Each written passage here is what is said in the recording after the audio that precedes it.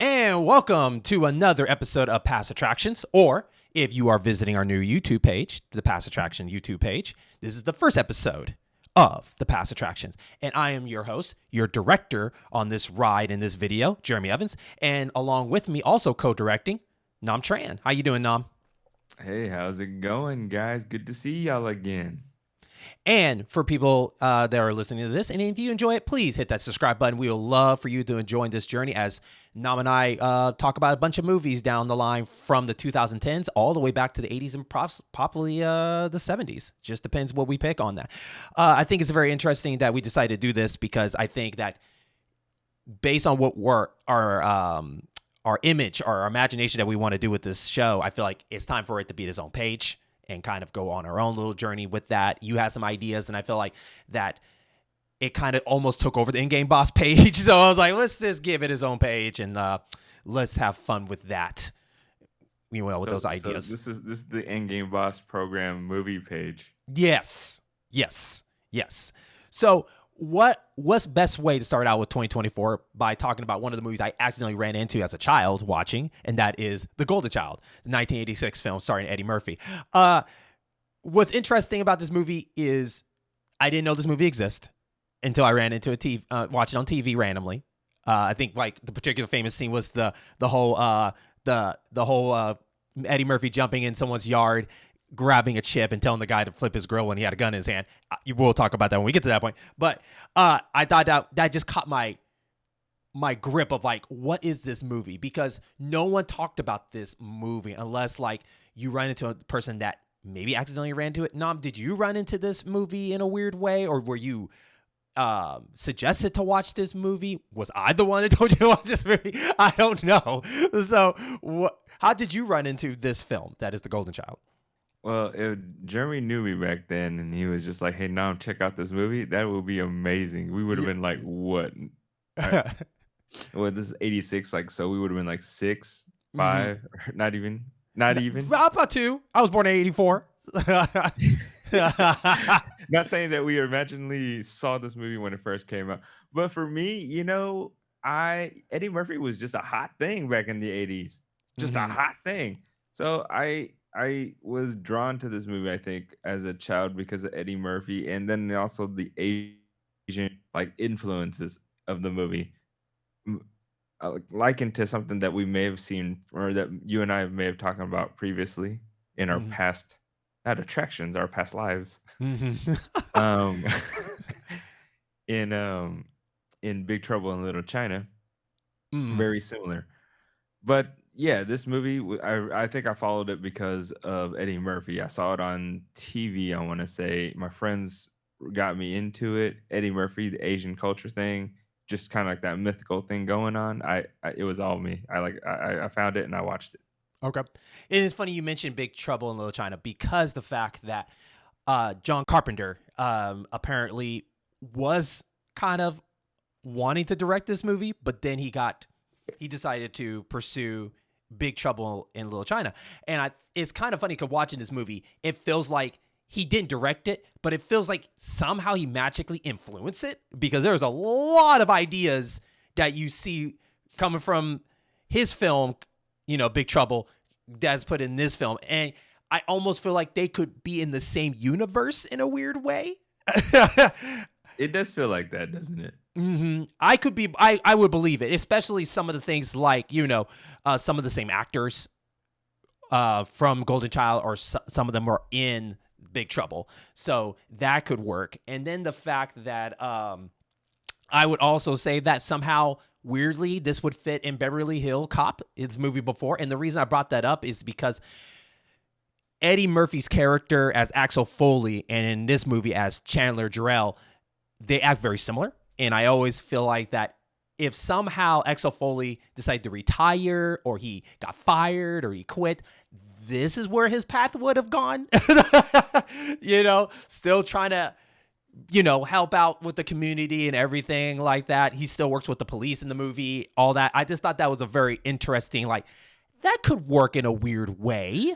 So, did you get that feeling at all? Like they kind of similar, Axel Foley and Chandler Jarrell? So I will say that Paramount themselves wanted a multiverse before the multiverse came about with Kevin Stein and Disney, so we're just gonna go with that. I think Paramount wanted it that way. Funny story being is, yes, Jeremy's absolutely right. I mean, there is a very similar aspect of, Chandler and Foley, and there's a story behind that, but you do definitely see the influence between in this movie for sure. Hmm. Yeah. One other thing that I also notice is, based on what I put in my notes here, is the fact that even though it's supernatural for both movies, for Big Trouble and Golden Child, I always imagine that both films have this weird, like, magical demon wise kind of thing. Do you get that similarity from that, or do you feel like Big Trouble kind of goes a different path? Are they too similar to you when you look back on it? You know, after just watching The Golden Child again, I don't know I see similarities, but whether or not, like, it's was extremely similar to each other, I don't actually see that because I do kind of feel that they were different enough to kind of Okay. veer off into their own paths. Because I would say the actual and I think it's the antagonist, like the main antagonist on both sides. I Mm-hmm. find it to be different because the one side, Sardo was more of just kinda like a puppet, Mm-hmm. if that makes sense, as Han and the other one was the bad guy, like Shang Tsung, like he Mm-hmm. was the in-game boss. So, for people that haven't seen The Golden Child, I ask you this question: what if you were, more of, kind of a detective looking, your goal is to help kids, help find missing kids and whatnot. And then you were told that you were chosen to find this one particular kid named the Golden Child. My question is for you: would you be skeptical about it? How would you react to that? Would you want to invest into it, or would you kind of want to ignore it? And this is the movie that we get here of Eddie Murphy playing Chandler Jarrell as a person that is his goal is to look for kids, missing kids. He would go on TV, he would go spread out the word, he would have posters to find all of them, and then he gets chosen magically by a mysterious woman that told him that he is the chosen one to find this child. Nam, I ask you this: do you understand why he is skeptical like that? And would you be the same way, the way he came across of how he felt throughout the film of, all this stuff lifting on him? How do you feel? Would you have that kind of skeptical?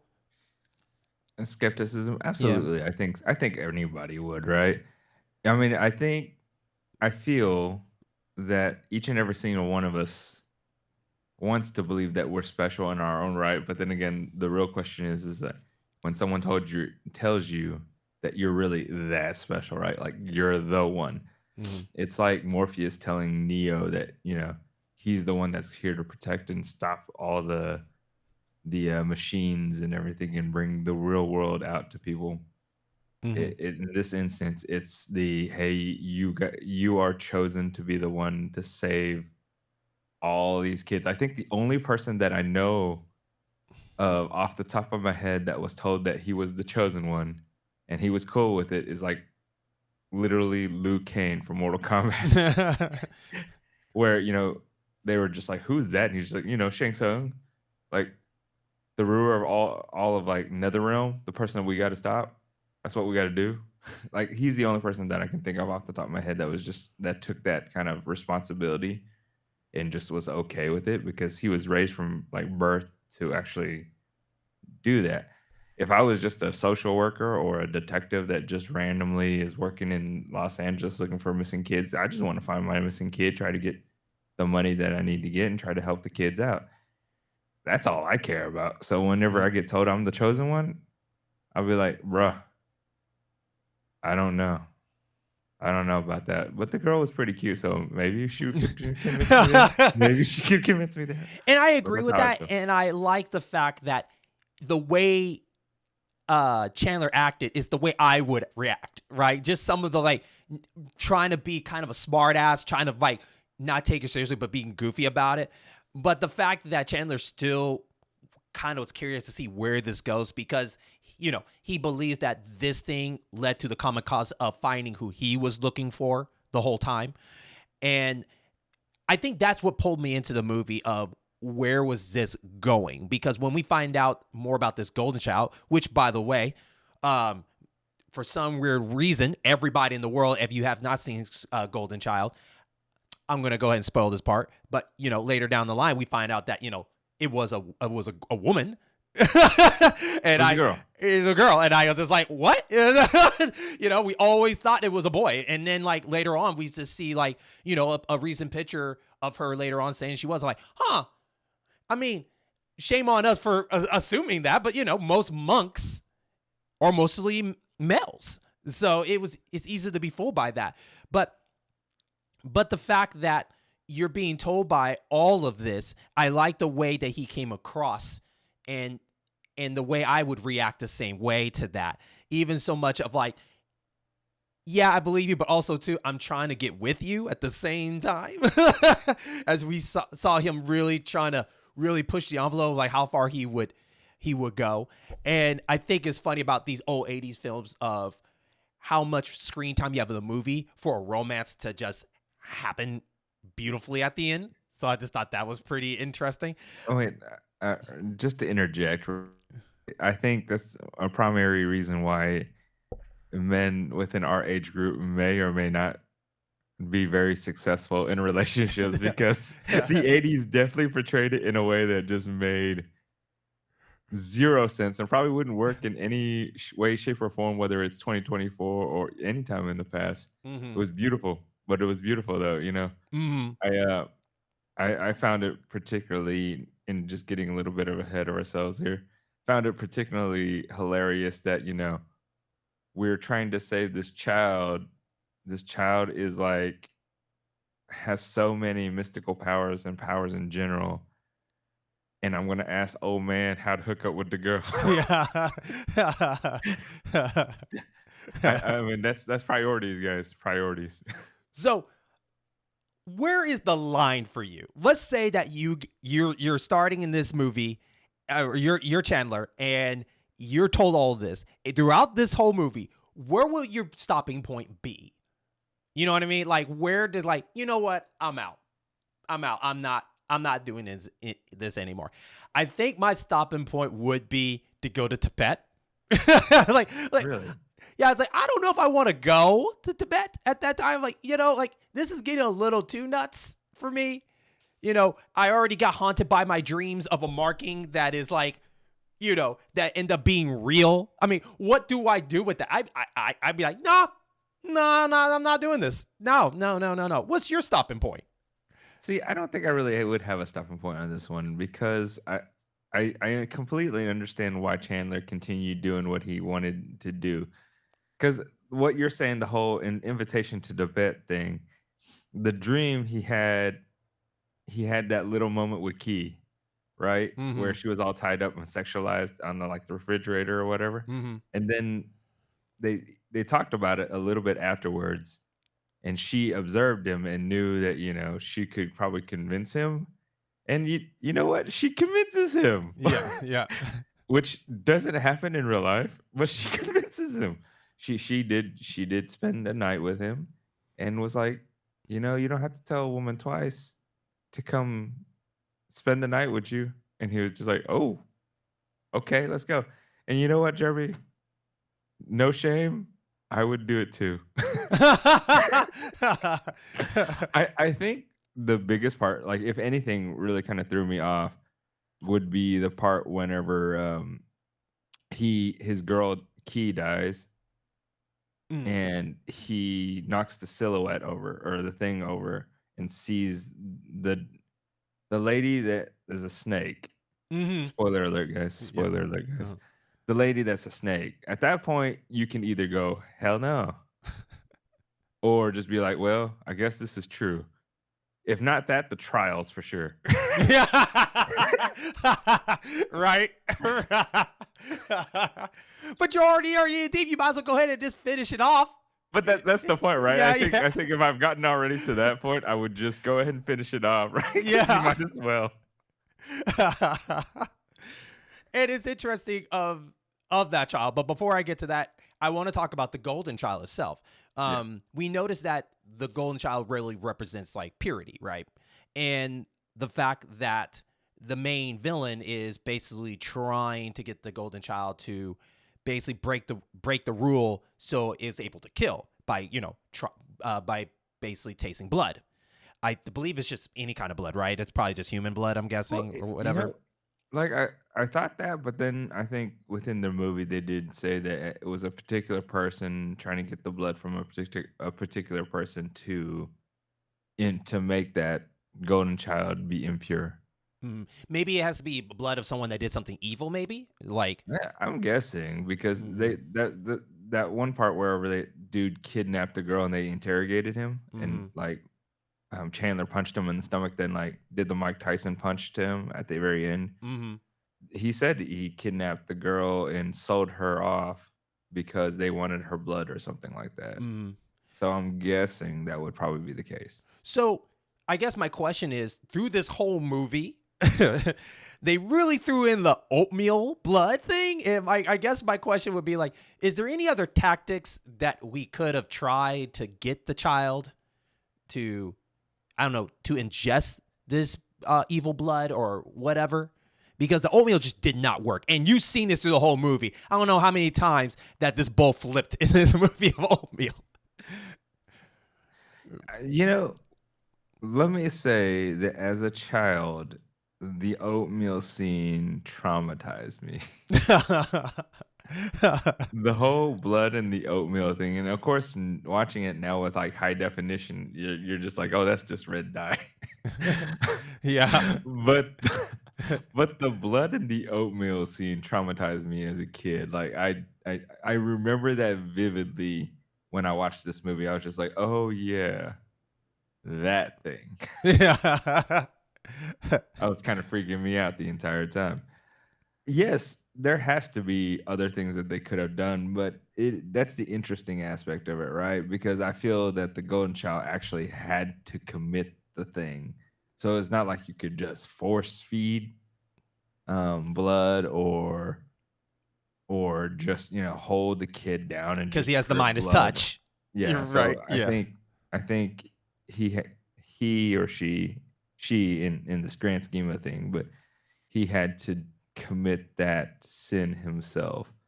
And I don't know there was anything per se because I believe the kid was a vegetarian. So I mean, maybe if you grew the plants, if you fed him like a salad and like grew the plants and stuff like that instead of using water, but a mixture of water and blood so that the plant would suck it up and they would eat it.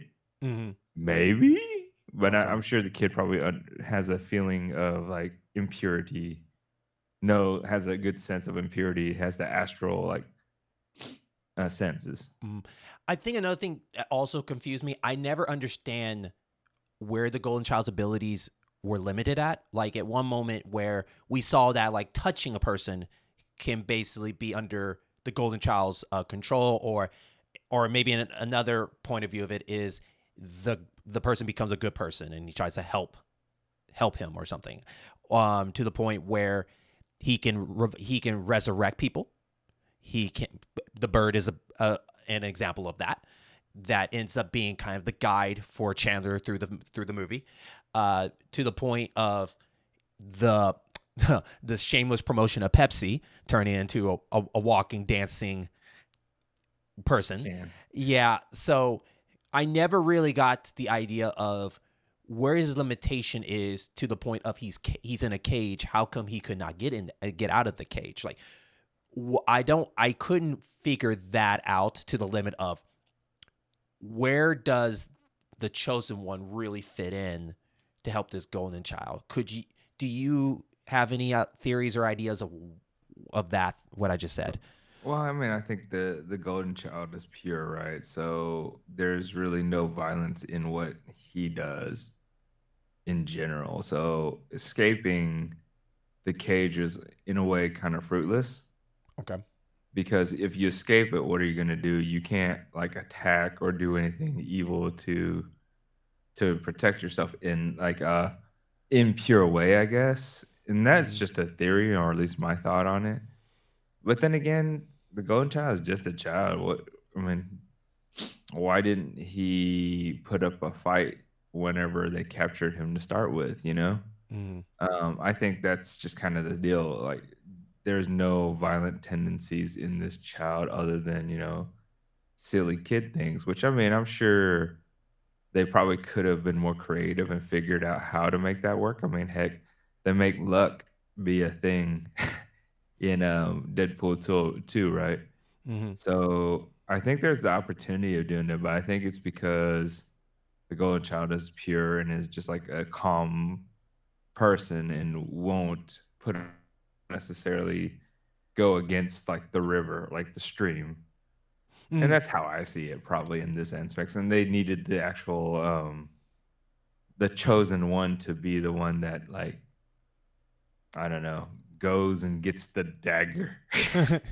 Well, it's interesting you said that because like I think what you're saying is 100% accurate. I think the issue I had with it that started that questioning was when it was time for Chandler to rescue, and he got help from one of the henchmen's that helped him, like, show him where the golden child is and try to free him, and they work together on it.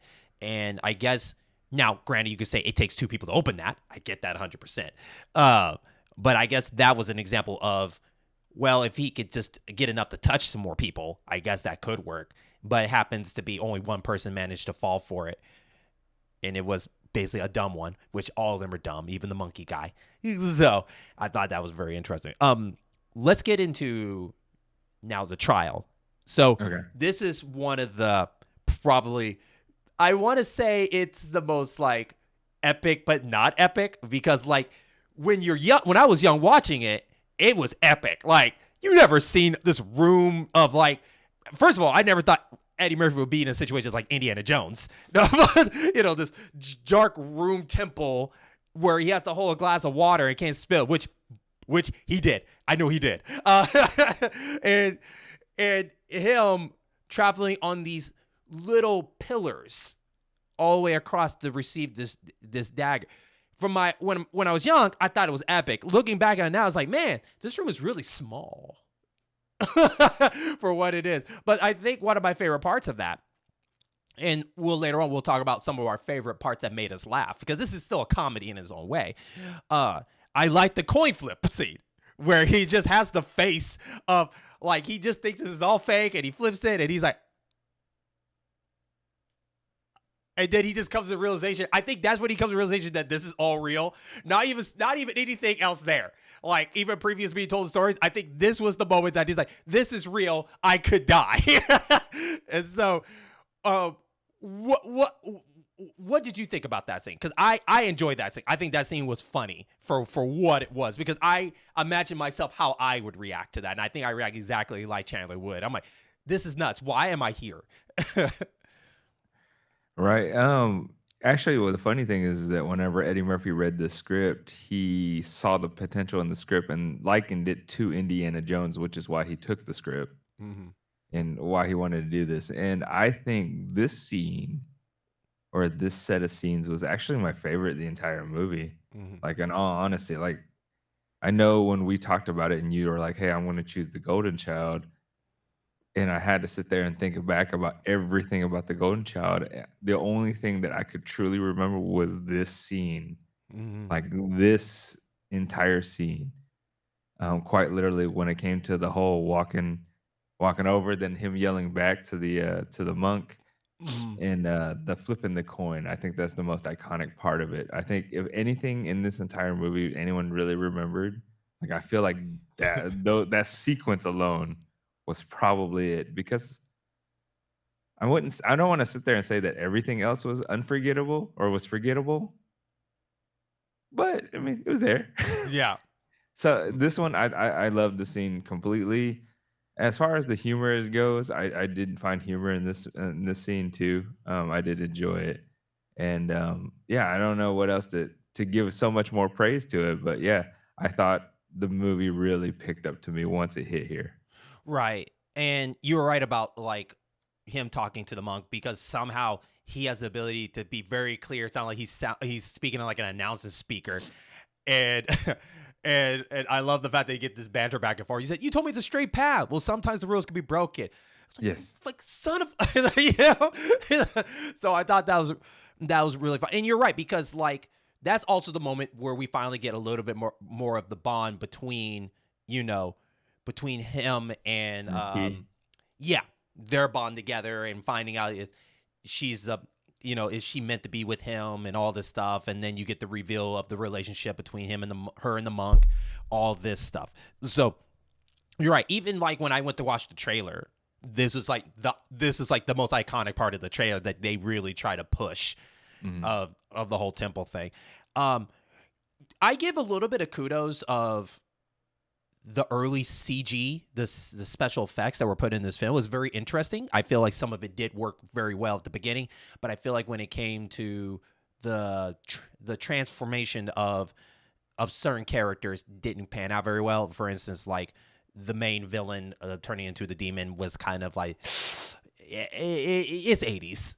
And Yeah. then you look at like Big Trouble in Little China, that definitely had the upgrade of that in a certain way. Even though Big China had a little bit more practical effects, but I feel like when they did use CG, it felt like it fit better for what they were doing compared to this.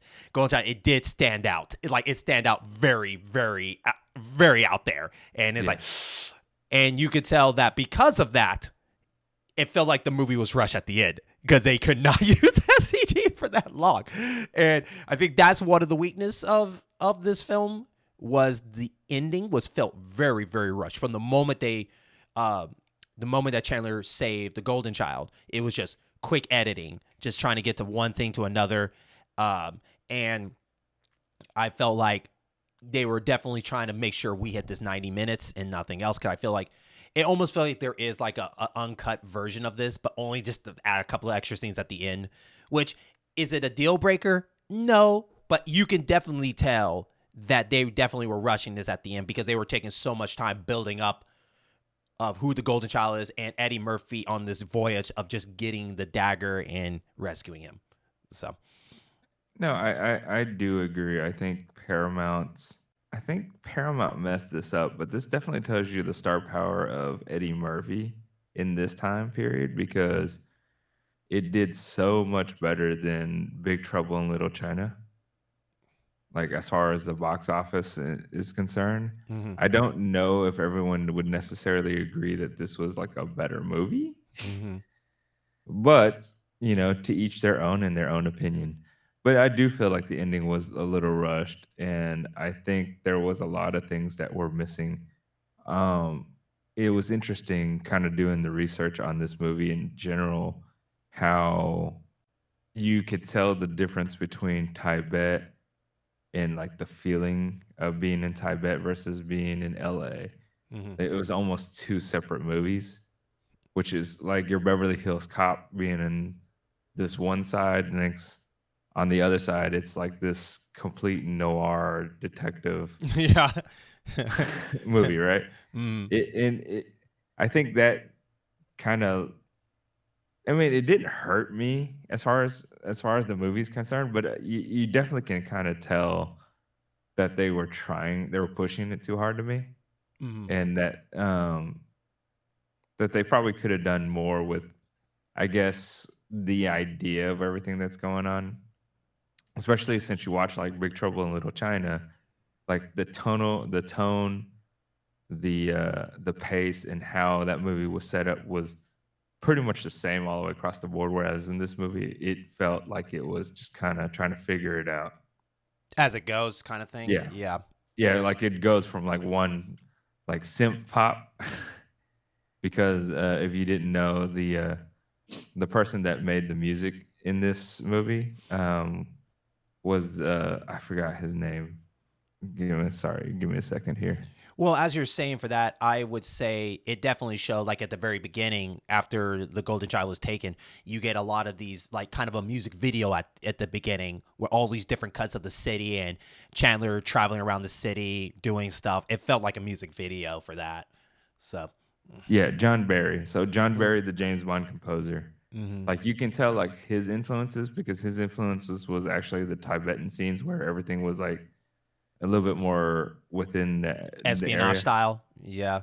Yeah, then next, of course, when you were in LA, you really listened to, like, the Beverly Hills Synth-Pop. Mhm. Like, you heard that quite a bit during, like, the city moments, which didn't actually truly hurt the movie, mostly because, like, on both sides of the coin, it really kind of fits the city and it fits Tibet, so Mm. I thought that worked, but then, it does kind of like, adjust and change the tone to me. Do you feel like we should have had a little bit more time in Tibet, in your opinion? Um, yeah, I think they really probably should have kept in all, like, the mythical, like, effects, I think. For the movie. I think there could have done more of that. I don't know, but necessarily, I think there wasn't enough of it, in my opinion. And I think that's because of like the budget for what they're doing. Because I think one thing that was very I want to say it was kind of wasteful was the bad guy and the henchmen's. I feel like Yeah, they were just there and they didn't get enough time to really expand on that. I thought we were going to get more of that when we got to kind of see what hell looks like and how they speak to the devil. Thought we were going to get more interesting. I thought there was gonna be some way where the devil himself would appear and Eddie Murray has to fight it along with that. But that's the way I got it from that, and I feel like that's where all the budget went when they showed the world hell with the main villain. So I thought that was very unique, but I was kind of disappointed uh, because like we talked about, they focused so much on Eddie Murphy just going on his journey that we didn't get time to get to know what these bad guys are, or more of just appearing to show, hey, don't mess with us. We're very dangerous, but we never got the explanation of like why you're so dangerous. All we got was one guy that's good with a chain, a guy that was okay with blades, and then every other person was kind of like in the background. So they killed one guy because he barely failed. yeah, yeah, I was like, y'all killed him because he barely failed, but your entire team has failed multiple times. Oh, you still yeah. keep him around. Towards the Mm-hmm. end of the fight, kind of wish he was there, didn't you? Just saying. Mm-hmm. Yeah. Uh, I do now since this is Eddie Murphy starring the movie. There were some parts that made me laugh. Through this whole movie, I don't want to say I like fell off of my chair or I had a hard belly hurt laugh or anything, but I was chuckling because I was just imagining a lot of stuff that he did that is just so Eddie Murphy. So one of the scenes I talked about at the very beginning is when it was trying to infiltrate this bike gang that was connected to not only to the missing of the golden child but also to the girl he's looking for. Um, he just hops over this wall or fence, whatever, and he caught this Asian family just trying to have, you know, lunch in the backyard with a barbecue grill. And I just like the fact that like he made it worse than it was kind of scene. He's like, hey, nothing wrong, nothing wrong. And he pulls out the gun and it's like, you made it worse. And he's like, I just want a chip. I just want a chip. Hey, flip that. I just thought that is when Eddie Murphy's Eddie Murphy to me, when he does that kind of stuff, to the point where like anytime he's mad at somebody is one of his funniest moments, like when his relationship with the monk, right? And he's telling him all this stuff. He's like, I'm just gonna break my foot in your ass, all this stuff. So I always thought that was some really, really funny moments. But that's probably the most my favorite moment there, along with the trial that he was in. What is there anything else that made you stood out in this film for Eddie Murphy? So I just like Eddie Murphy in general, Mm-hmm. and knowing a little bit about everything that is going on, I do enjoy that conversation when he first met the monk and the whole necklace, Yeah. the homeless monk and the necklace Mm-hmm. thing where he was just like, "You took $100 bill, and, you want Washington, that's Benjamin." yeah. And then, the monk just looks at him and just like, "Oh, so sad." Like, yeah. I thought that was pretty funny. Like, that was definitely funny to me. Surprisingly enough, I think this movie suffered from kind of like how Suicide Squad suffered. I don't know if you read that or if you looked into it, but whenever David Ayers like had his own dark cut, but Mhm. everybody was so like into the whole Marvel thing that they wanted comedy into a movie. So I felt like there was a lot of forced comedy into this movie Okay.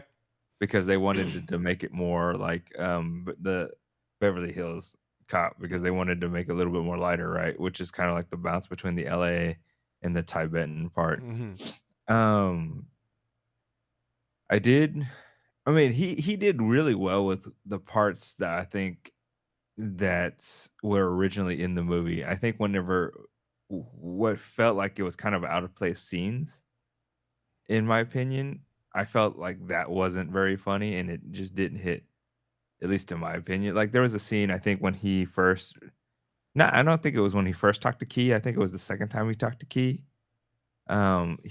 He was trying to make a joke. He was, like, playing basketball with the kids, Oh, yeah, with the scroll. or which the basketball with the kids part was hilarious, right? Because I find that pretty funny.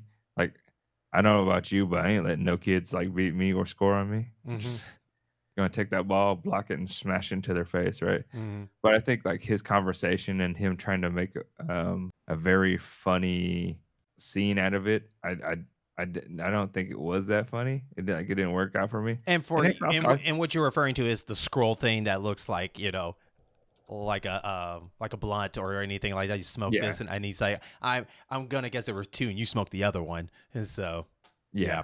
yeah, yeah. Okay. Yeah, there's that, and I think I don't know if you felt like the TV scene I was fun. I wanna ask you how you felt about that one. okay. Honestly, I think I understand why it's not funny. I think it's funny because I understand the irritation that he would have, and I think the host was funnier than him in that scene because he was just more of this cutting him off. It's like that's just great, you know. How do you get in that kind of feel? Like it's. I think he was the one that carried that scene to Eddie Murphy, but even though Eddie Murphy at the end is like, "Hey, if you don't put that camera on me, I'm just gonna bust your ass," Yeah, I thought I enjoyed it for what it was. okay. I think it was funny, but I understand too that the scene almost felt like it's unnecessary because it did Yeah, nothing. yeah, like, to me, Yeah. that one really did nothing. Like, Mhm. I watched that scene and I was just thinking, "Man, if I was Eddie Murphy, I'd just punch that dude or I'd slap him like Will Smith did Chris Rock." It was just one of those things, and like, a part of me felt like that one might have been just kinda reshot and like, forced in to try to be comedy. I didn't find it very funny, so Mhm.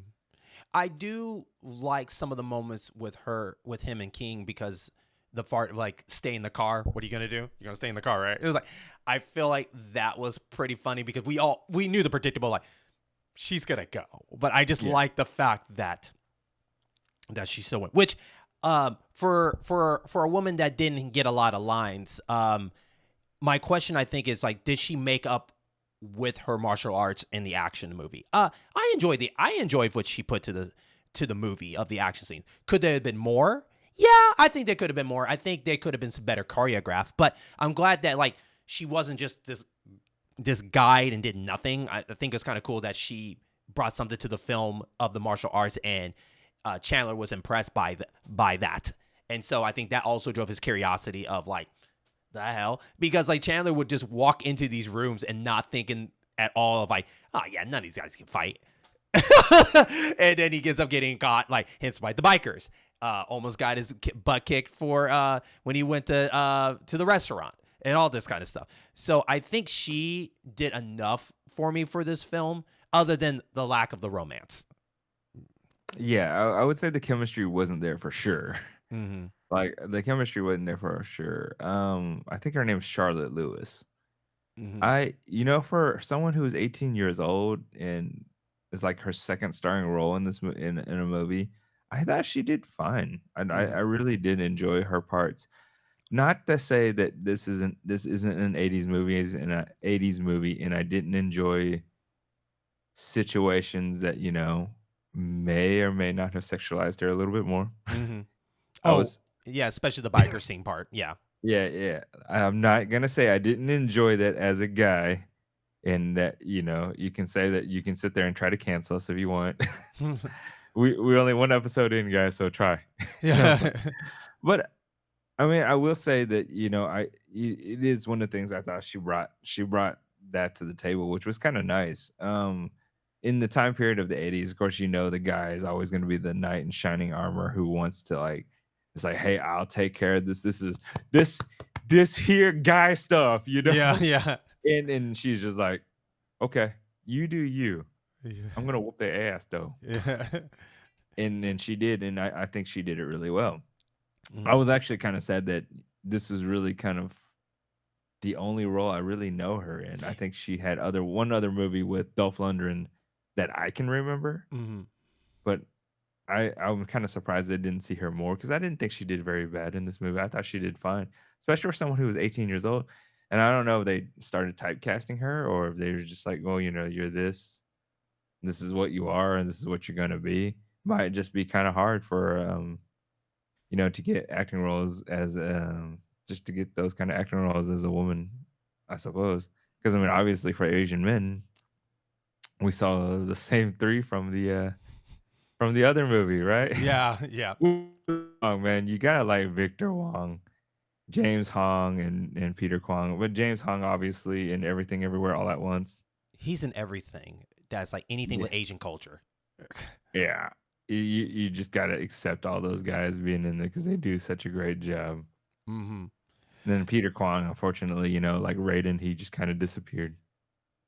As far as the movie, I enjoyed it, and I don't want to make anyone think that I didn't enjoy it. I enjoyed the journey, and I liked it for what it was. I think Mhm. it was entertaining all the way through. There wasn't really a spot that I felt that was really kind of boring. Um, but would I have wanted more? Yeah, I think so. Mhm. I think so. Uh, I definitely recommend this movie. I think it's still one of those hidden gems from the Eddie Murphy catalogs. Is definitely check out because I think the best Eddie Murphy movies were in the '80s. 48 Hours, Trading Places, the Beverly Hills Cops films. I think this was a good set of Eddie Murphy's films before we got later on in the '90s and whatnot. Well, those are our thoughts. What are your thoughts? Leave a comment down below. Tell us what you think. Have you seen The Golden Child? Let us know. And of course, this is the end of our first episode, and we have a lot more. As probably in the next video, we have Nam picking his next one. We're excited to see for what it is. And don't forget to hit that subscribe button. We would love to hear your thoughts, all that stuff. So with that, we will see you next time.